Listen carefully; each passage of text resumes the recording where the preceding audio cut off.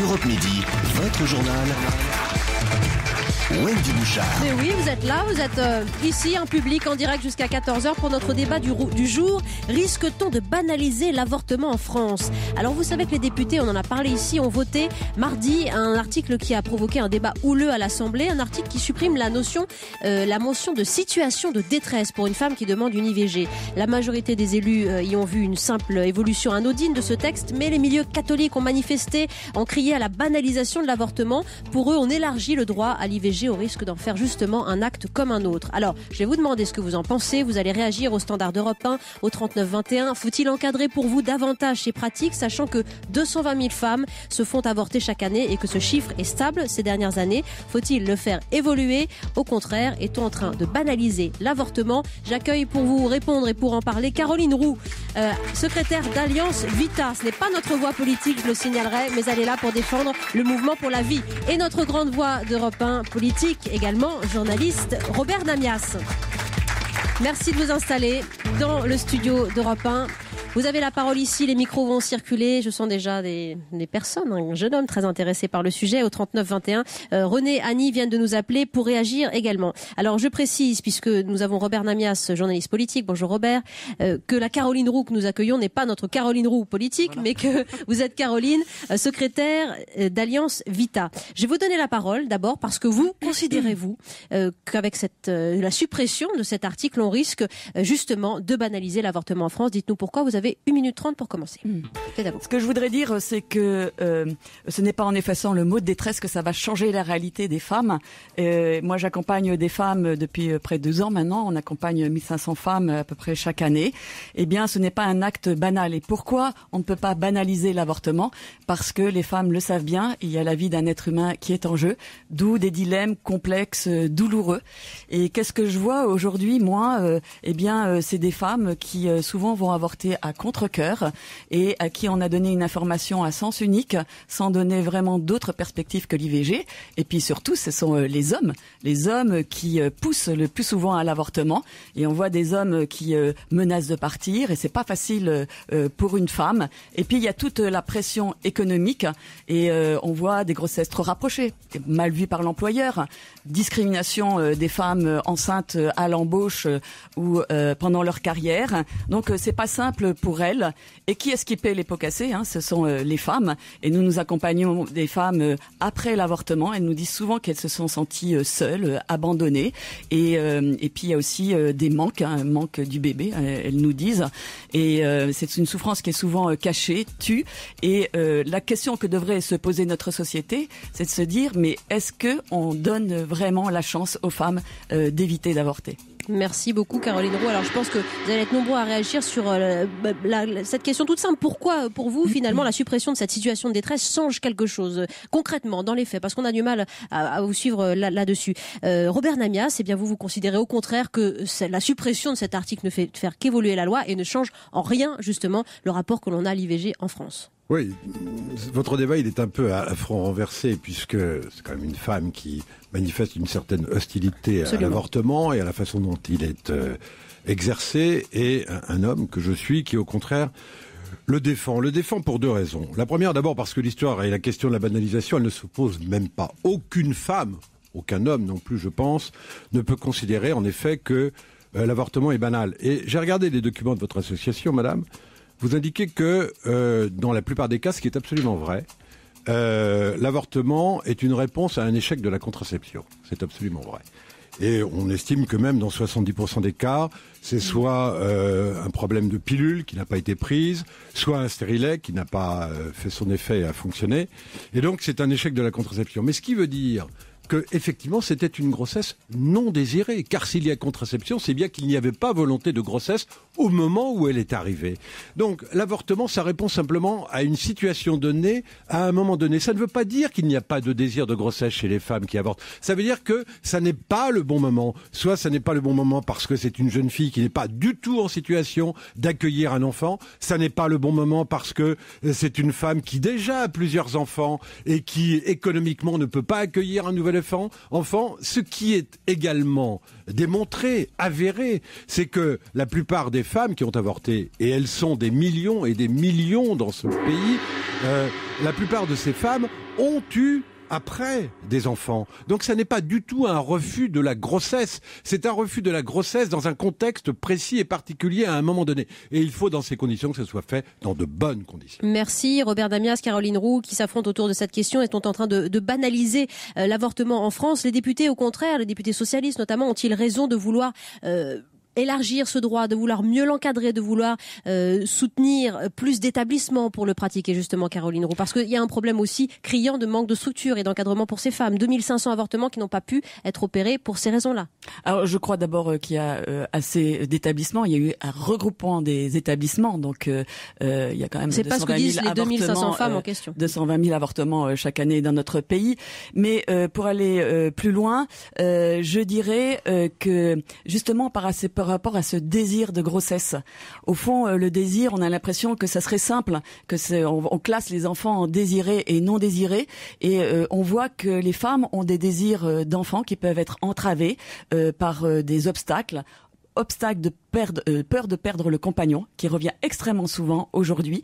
Et là, je parlais de pression des hommes. Donc, qu'est-ce qu'on fait pour ça ? On voit aujourd'hui une nouvelle domination des hommes, alors qu'on prétendait libérer les femmes, et les hommes qui reprennent le pouvoir et qui vont laisser les femmes seules. Et ça, c'est une énorme pression, précarité économique. Donc, le désir, là-dedans, va pouvoir évoluer. Et moi, je vois beaucoup de femmes qui spontanément auraient gardé, poursuivi leur grossesse, et à qui on offre vous voulez dire c'est une facilité que l'avortement. C'est une facilité aujourd'hui l'IVG en France pour vous? En tout cas, ce n'est pas pris à sa juste mesure, et on n'essaie pas assez d'éviter aux femmes l'avortement. Oui, Robert Damias. Écoutez, honnêtement, je crois que la loi sur l'avortement, c'est d'abord ce qui permet un choix de liberté pour les femmes. C'est un choix qui est un choix de consentement aussi. Et honnêtement, je ne vois pas en quoi... Vous ne pouvez pas préjuger de ce qui se passe dans la tête des femmes. Il s'agit simplement là de discuter d'un droit qui est donné ou pas donné. Le fait de donner un droit ne signifie pas qu'on l'impose à qui que ce soit. Donc vous préjugez que tel ou tel homme va imposer le fait à une femme d'avorter. C'est pas du tout un préjugé. Alors là, vraiment... Écoutez, j'écoute quotidiennement des femmes qui sont en grande détresse, justement parce qu'elles auraient poursuivi leur grossesse si elles étaient soutenues par leurs compagnons. Et ça, c'est extrêmement violent pour elles. Messieurs, appelez-nous pour réagir. Du droit à l'avortement et du droit d'exercer la possibilité d'interrompre une grossesse. Vous avez la chance d'être beaucoup plus jeune que moi. Il se trouve que je suis parmi, on n'est plus très nombreux, les journalistes qui ont couvert les débats sur la loi Veil.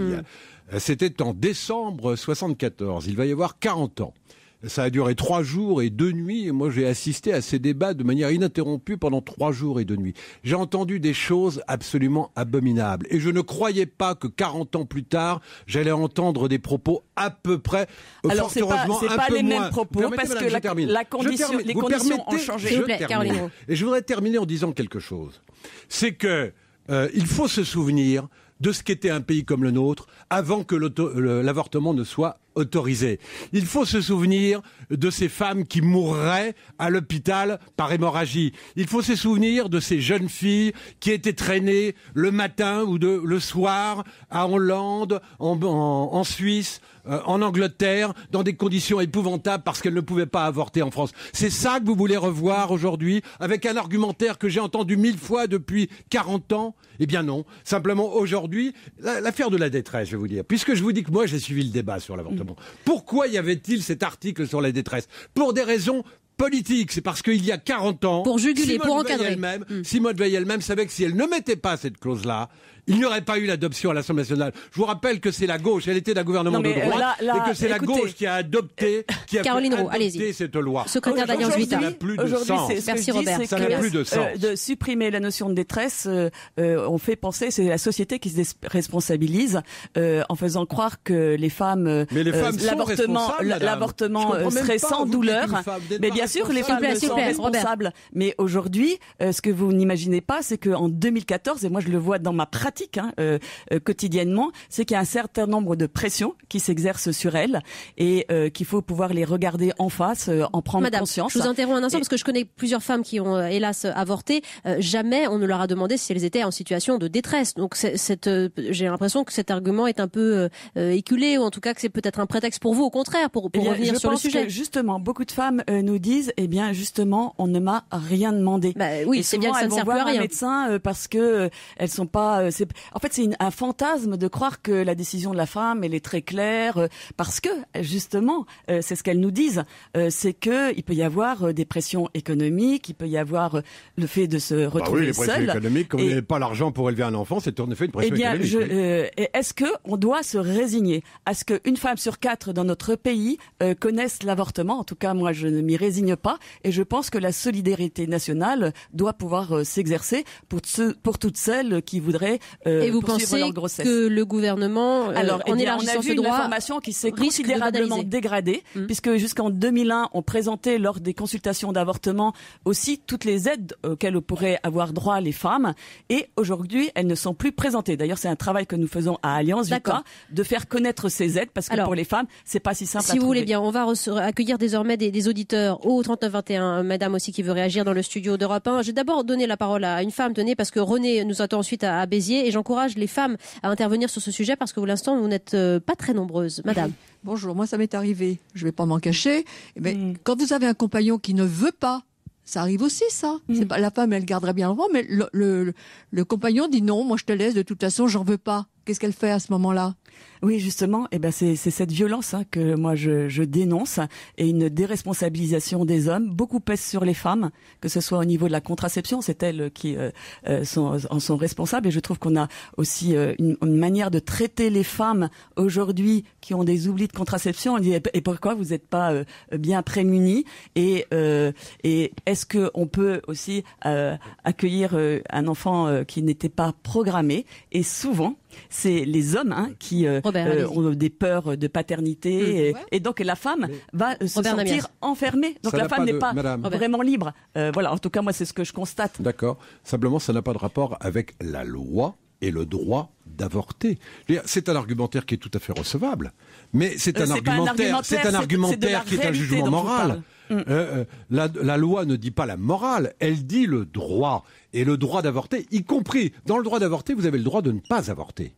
Mais simplement respecter le fait que dans un pays comme le nôtre, aujourd'hui en 2014, chacun puisse choisir en toute liberté. Oui, mais ce que vous ne voyez pas bien, c'est que à force de dire que c'est un acte comme un autre, eh bien, on n'apporte pas mais personne ne dit que c'est un acte. S'il vous plaît, alors Caroline, on accompagne les femmes dans leur. Il y a des violences qui sont faites aux femmes, justement. Des femmes qui sont forcées à avorter. Et je trouve que dans le projet de loi égalité hommes-femmes, on aurait dû prendre des mesures justement pour prévenir les pressions masculines pour l'avortement. Je sollicitais les femmes, elles sont là. On a Annie et Virginie notamment qui veulent intervenir. Annie, bonjour. Oui, bonjour. Moi, je pense que l'IVG ne concerne que les femmes. Je suis totalement d'accord avec Monsieur Namias.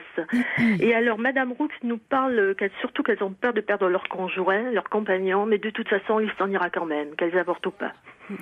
Eh bien, ça souligne bien qu'il y a une vraie difficulté. En arrière, pardon, excusez-moi. Merci beaucoup, Annie. Réponse rapide, Caroline. C'est pas un retour en arrière, c'est une avancée de aujourd'hui. Pointer cette violence que font les hommes sur les femmes. Alors bien sûr qu'il y a tous les hommes ne sont pas comme ça, heureusement, mais ça revient tellement souvent que pour nous on pense que c'est vraiment important de pouvoir en prendre conscience. Annie, mais combien de femmes voyez-vous par an? Combien de femmes personnellement voyez-vous?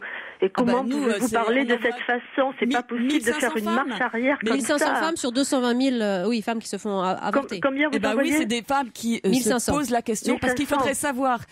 C'est des femmes qui viennent vers nous, bien sûr. Mais oui, mais moi j'y ai passé aussi. Je sais ce que c'est, donc je ne comprends pas votre attitude du tout. Et ce qui est dramatique aujourd'hui, c'est qu'il y a de moins en moins d'accompagnement avant l'avortement. Donc je vous le dis, les femmes se retrouvent souvent seules. Oui. Non. On en revient en tout cas au manque de structure et d'encadrement, mais ça, on en reparlera juste après la pause. Caroline Roux, secrétaire d'Alliance Vita, Robert Namias est avec nous. Virginie, on la rejoint dans un instant. Vous êtes nombreux à réagir dans le studio et à sursauter, donc je vous donne les micros. Yves sur Facebook nous dit l'avortement est un droit car les femmes doivent disposer librement de leur corps. Je ne vois pas matière à remettre en cause ce principe. Il est d'accord avec Robert Namias. On se retrouve dans un instant dans Europe Midi.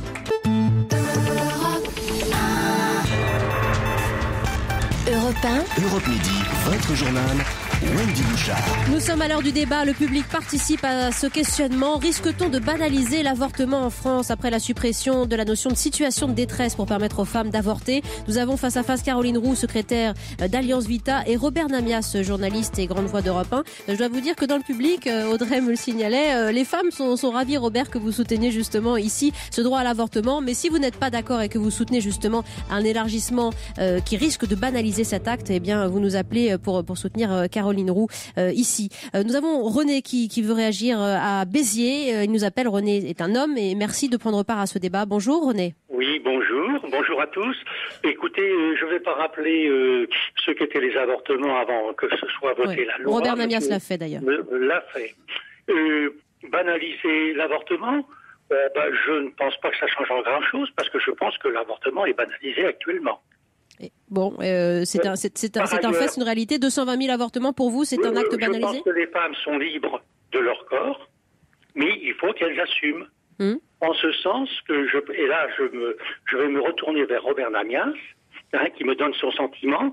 Moi, il me semble que à l'époque de la loi, quand elle a été votée, nous n'avions pas les moyens de contraception, la fiabilité qui existe aujourd'hui. Comment se fait-il qu'il y ait toujours autant d'avortements? Échec de la contraception. Je pense franchement, au-delà des hommes, etc. Bon, je sais pas, moi c'est pas mon cas, je vous dirais franchement, mais je pense, peut-être que ça va choquer, je pense que de la part des adultes, il y a actuellement un laisser-aller. Que les femmes soient libres de leur corps, ça je n'en disconviens pas. Que l'IVG, que ce soit banalisé ou pas, ça l'est déjà. Il n'est pas question, moi je ne vois pas pourquoi on remettrait l'IVG en cause. Oui, en tout cas, un laisser-aller, René, un laisser-aller, de plus en plus de détresse. Vous rejoignez aussi un peu Caroline Roux et vous preniez à partie Robert Namias pour qu'il vous réponde sur cette situation, en effet, en 74, le rapport à la contraception. Alors, je vais vous répondre plusieurs choses. La première, c'est que la pilule était moins utilisée qu'aujourd'hui. Elle était surtout beaucoup plus dosée qu'aujourd'hui. Il n'y avait pas de pilule microdosée, mais elle existait quand même. Elle était déjà très répandue. Le stérilet, elle était moins, mais il existait également. Le problème aujourd'hui, c'est que il n'a jamais été dit, contrairement à ce qu'on prétend depuis des années, et encore une fois, moi je suis un des rares témoins de l'époque. Alors bon, je me souviens vraiment des débats. On n'a pas dit que c'était fait pour supprimer l'avortement. C'était fait pour supprimer